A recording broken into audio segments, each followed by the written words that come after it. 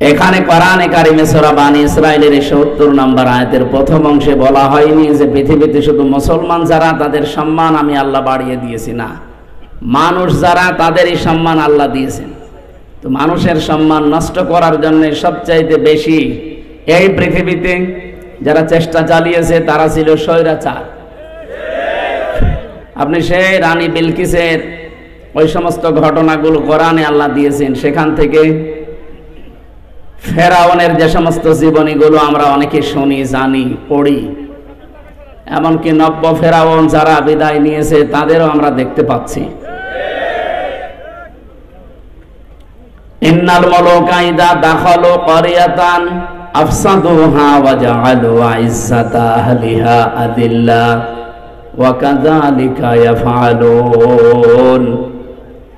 সূরা নম্বরের 34 নম্বর আয়াতের ভেতরে আল্লাহ জানিয়েছেন, কোন স্বৈরাচার, ফ্যাসিস্ট, কোন জালেম এরা যদি কোন এলাকায় যায়, কোন এলাকার দায়িত্ব পায়, সর্বপ্রথম তারা 4টা কাজ করে। 1 নম্বরে ইযা দাখালু ক্বরিয়াতান আফসাদুহা, ওই এলাকায় তারা বিশৃঙ্খলা তৈরি করা, ভীতিপূর্ণ অবস্থান তৈরি করে। ফাসাদ মানে বিশৃঙ্খলা, ফাসাদ মানে ভীতিপূর্ণ অবস্থা। এই 15.5 বছরে এটা ছিল, এটা কি ওয়াজ করার দরকার আছে? কি অবস্থায় ছিলাম বলেন তো? আমার তো মনে হয় আমি 3 বছর জেলে ছিলাম, একটা নিরাপদে ছিলাম। বাইরে যারা ছিল তারা একটা আতঙ্কে ছিল, তারা একটা জেলখানায় ছিল। এই যে পাশে যে 2 জন বসে আছে, এ বাইরে ছিল কিন্তু জেলেই ছিল, এনারাও ছিল। এই যে মানুষগুলো শুধু আমরা 2 জন 3 জন না, আমার মনে হয় সারা বাংলাদেশের শুধু ওই 14 দল বাদ দিয়ে যারা আমরা সবই জেলখানায় ছিল। কেউ 4 দেওয়ালের ভেতরে, কেউ 4 দেওয়ালের বাইরে। ভেতরে যারা ছিলাম তারা তো একটু খাবার মাবার পেতাম হালকা পাতলা, আর বাইরে এরা কোনে বনে জঙ্গলে, এই লবণের খেতে কোথায় কোথায় তারা রাত কাটিয়েছে। 2 নম্বরে ওয়াজাআলু ইজ্জাতা আহলিহা আদিল্লা, ওই দেশে যারা সম্মানিত মানুষ তাদেরকে তারা অসম্মান করে। এটা কি বলা লাগবে আর? এই দেশে যারা সবচাইতে বেশি সম্মানিত মানুষ, যারা 3 বারের প্রধানমন্ত্রী, তাকেও ছাড়ে নাই, এক কাপড়ে বাড়ি থেকে বের করে দিয়েছে। কি অসম্মান বলেন তো? এই বিধবা মহিলাটা কি কান্না ওই দিন আপনি দেখেছেন? তাম দুনিয়া কাঁদছিল, কিন্তু স্বৈরাচার কাঁদে নাই, ও আরো আনন্দ করেছে। শুধু বাংলাদেশ না, আপনাদের শুধু এই পাশের জেলা, এটা পিরোজপুর না, পাশের জেলা পিরোজপুরের সন্তান না আল্লামা দেলাওয়ার হোসাইন সাইদি রহমতুল্লাহ আলাইহি, উনি তামাম দুনিয়ার কাছে পরিচিত। বিশেষ করে মুসলিম বিশ্ব যারা, তাদেরকে তারা ওনাকে নিয়ামত মনে করে আল্লাহ। কাবা শরীফের ভেতরে আজ পর্যন্ত এই বাংলাদেশ থেকে মাত্র 2 জন প্রবেশ করতে পেরেছে। একজন এই আল্লামা সাইদি, আর 2 নম্বরে রাজশাহী বিশ্ববিদ্যালয়ের ভিসি ডক্টর M.A. বারি। এই 2 জন ছাড়া আজ পর্যন্ত এই দেশের কোনো রতি মহারতি ঢুকতে পারে না কাবা শরীফের ভেতরে। তার সম্মান নিয়ে সিনেমিনি খেলা, এমনকি তাকে ধর্ষণ মামলা পর্যন্ত দিয়েছে। যে মহিলাকে সাজিয়ে নিয়ে এসেছিল, অ্যাডভোকেট তাজুল ইসলাম জিজ্ঞাসা করছে, এই মেয়ে, এই আল্লামা সাইদি ধর্ষণ করেছে? জি। তোমার জন্ম তারিখ কত? তোমার তো জন্ম হওয়া লাগবে যখন ধর্ষণ করেছে। বলছে আমার জন্ম 1975-এ। ধর্ষণ করেছিল কত সালে? 1971-এ। এটা কি রুহের জগতে? এইটাই চলছিল দেশে, বাস্তবতা এইটাই চলছিল। আমি নিজে তো একজন ভিকটিম, আমি দেখেছি।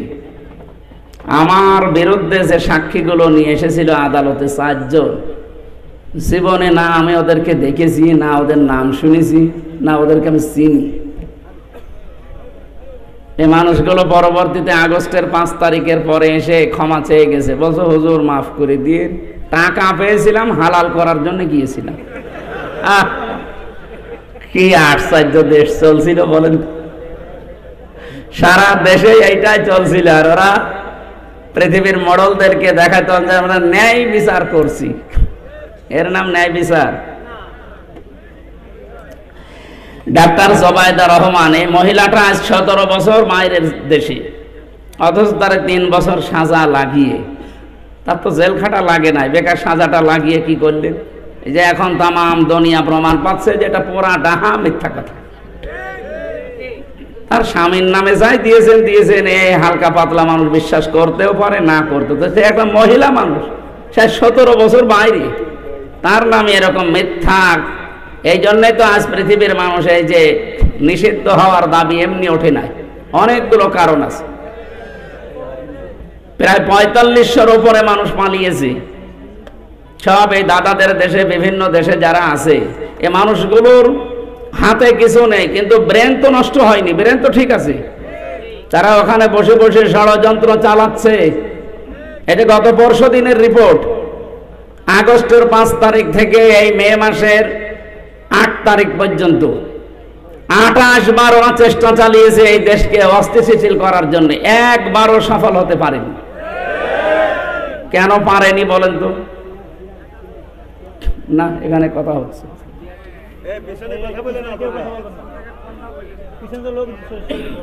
দাঁড়িয়ে কেন? ওখানে বসে পড়েন, এই জায়গায় বসে পড়েন না, সামনে আসেন। ওখানে বসেন না, সামনে আসেন, তাড়াতাড়ি করেন, কথা বলা যাবে না ভাই। এই যে নিস্তব্ধ মানুষ শুনছে না, এভাবে একটু শুনতে দেন। আমরা কিছু শিক্ষামূলক কথা বলে তাফসীরে যাব 2-4 মিনিট, একটু এদিকে তাকান। সূরা আলাম নাসরা 5 এবং 6 নম্বর আয়াতের কিছু অনুপ্রেরণামূলক কথা আছে। এই যে ওদের 28 বারের ষড়যন্ত্র সফল হয়নি, কেন হয়নি? আল্লাহ পাক বলেন, ফাইন্না মাআল উসরি ইসরা, ইন্না মাআল উসরি ইসরা, অবশ্যই কষ্টের পরে সুখ। না, হয়নি।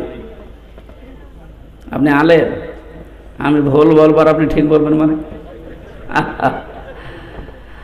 এখানে যদি বাদ শব্দ আল্লাহ দিত তাহলে পরে অর্থ হতো, এই যে জমার দিন একটা নামাজ আছে, নামাজের নাম বাদাল জমা, বলেন না? এই এলাকায় পড়েন, বাদ মানে কি? পরে। তো এই জায়গায় তো আল্লাহ বাদ শব্দটা দেয়নি, কি দিয়েছে? মা। কি দিয়েছে? মা মানে সঙ্গে, সাথে। আল্লাহ সঙ্গে সাথে দিয়ে শেষ করে দেননি, এরপরে দিয়েছেন উসরুন, মানে কষ্ট, দুঃখ। আল্লাহ কষ্ট দুঃখ দেওয়ার আগে একটা আলিফ লাম লাগিয়ে এটা মারেফা করে নির্দিষ্ট করে দিয়েছেন।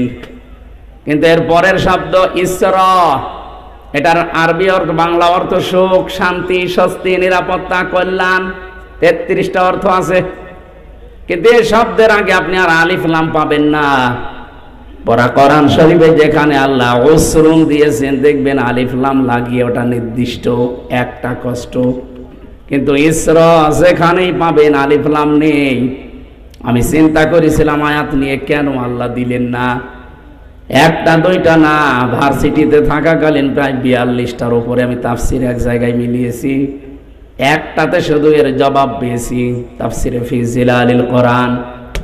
সৈয়দ কুতুব রহমতুল্লাহ আলাইহি টিকায় লিখেছেন, এই পৃথিবীতে কেউ যদি একটা কষ্ট সহ্য করে 3টা কারণে, এই এদিকে তাকান, এই এখন উঠতেছেন মানে?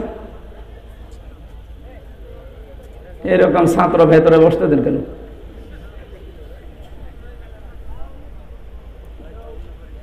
একজন এসে কাঁদছিল বাবার কাছে, ছেলে কাঁদিস কেন? যে রেজাল্ট দিয়েছে। রেজাল্ট দিয়েছে তো ভালো, পাস না ফেল? কথা বলে না।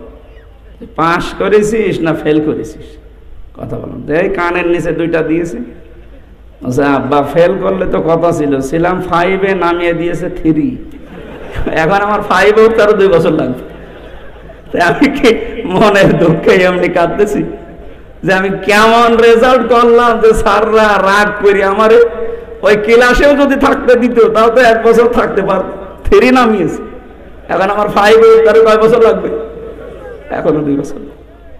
তো আমার মনে হয় 1 ঘন্টা যদি আপনি বসে থাকতে না পারেন, আপনারা আমরা এবার মাহফিলের পরে 5 থেকে 3 নামিয়ে দেব। দেখেন এবার ওঠেন তো।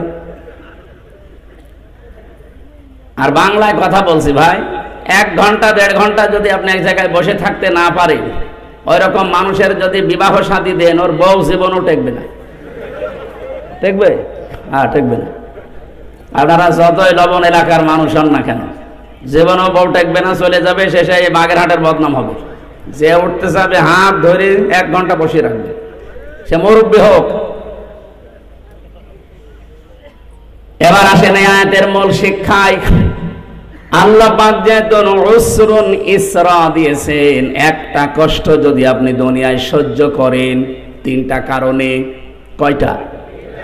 যে কোনো কারণে কষ্ট পেলে, দুঃখ পেলে, কষ্টের সাথে সাথে আল্লাহ সুখ দেবে, কথা কোরআনে নেই।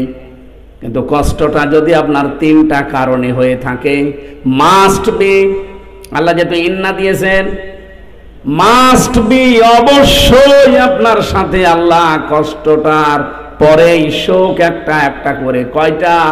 কমপক্ষে 70টা। 70টা শোক ওর সাথে আল্লাহ মিল করে রাখবে, একটার পর একটা শান্তি শোক আপনি পেতেই থাকবেন। আমি আবার বলছি, কষ্ট পেলেই কিন্তু হবে না, কষ্টটা পাওয়া লাগবে। কয় কারণে? আরো জোরে। আমি নাম ধরেই বলছি, হাসিনা যেদিন বিদায় নেয় কষ্ট পায়নি। না পেলে কাঁদছিল কেন? কি কন্দন দেখেছেন? আমার মনে হয় স্বামী মরে গেল, মহিলা তো কাঁদেনি, 2 দিন কাঁদছিল। তার মানে কষ্ট পেয়েছে না পায়নি? কষ্ট পেলেই শোক পাবেন না। কয়টা কারণে বললাম? 1 নম্বরে আপনার কষ্ট যদি হয় আল্লাহর জন্যে, 2 নম্বরে আপনার কষ্ট এই দুনিয়ায় যদি হয় রাসূলুল্লাহর জন্যে, 3 নম্বরে আপনার কষ্ট যদি হয় মানবতার জন্যে। এই 3টা কারণে যদি একটা কষ্ট আপনি ভোগ করেন, মাস্ট বি, এর সাথে সাথে আমার আল্লাহ 70টা সুখ শান্তি আপনাকে দেবে। এ ওয়াদা মিথ্যা হতে পারে? সিস্টেম অপর পৃষ্ঠায় দেখুন, যেহেতু আল্লাহ এটা রিপিট করেছেন, এই জন্য পরের শব্দটা কি? ইন্না মাআল উসরি ইসরা, অবশ্যই কষ্টের পরে সুখ। এ কথা আল্লাহ ডবল করে বললেন কেন? আপনি আগেরটা শুনলে যেমন ভালো লেগেছে আপনার যে কষ্টের সাথে তাহলে সুখ আছে 70, ঠিক এইরকম ভাবে কোন মানুষ যদি একটা সুখ ভোগ করে, একটা শান্তি দুনিয়ায় পায়, কিন্তু শান্তি আর এই সুখ যদি হয় অবৈধ, অবৈধ সুখ নেই দুনিয়ায়। যারা পরকীয়া প্রেম করে, শান্তি নেই, সুখ নেই না? এলাকায় সব চলে না? হ্যাঁ, চলা তো দরকার। যারা এগুলো করেন বলেন তো, তাদের কি সুখ শান্তি না পেলে এমনি করে? তারা 2-3টা ছেলে মেয়ে রেখে ধুয়ে চলে যাচ্ছে আল্লাহর রাস্তায়, তার মানে সুখ অবশ্যই পেয়েছে না পায়নি? হ্যাঁ। এ কি বৈধ সুখ না অবৈধ? আরো জোরে বলেন। এক একটা অবৈধ সুখ ভোগ করলে অশান্তি পাবেন কয়টা? হ্যাঁ, কমপক্ষে 70টা। বেগাইরি হিসাবটা বাদ দিলাম আমরা, যেহেতু একটা নেকির কাজে সর্বনিম্ন আছে 10, এরপরে 70, এরপরে 700, এরপরে আরো বেশি, আমরা মাঝখানেরটা ধরলাম। আপনি হিসাব করে বলেন, এক একটা অবৈধ সুখে যদি 70টা অশান্তি, কষ্ট, অপমান, অপদস্থ, অকল্যাণ, দুঃখ আল্লাহ দেয়, এই 15.5 বছরে যারা ছিল তারা কি বৈধ ভাবে না অবৈধ? আমি বাংলায় বলছি কারণ আমি নিজে, আমার 33 বছর বয়স, 92 সালে আমার জন্ম। আমি 3 বার ভোট দিতে পারতাম 18 বছর থেকে শুরু করলে, একবারও পারি নাই। কি? আরে ভাই, আমি একবার না জেলখানায় ছিলাম, মাফ করে দিলাম, বাকি 2 বার। একবারও যখন পারি নাই, তাহলে যারা ছিলেন আপনারা অবৈধ ছিলেন। আমার নিজেরটা, আপনারটা যা বলবেন বলেন। এই হিসাবে এই 15.5 বছরে যারা সুখ পেয়েছে, শান্তি পেয়েছে, এই সুখটা কি বৈধ সুখ না অবৈধ? সুখ পায়নি তারা। কত মানুষকে মিথ্যা মামলা দিয়ে সুখে ছিল তারা।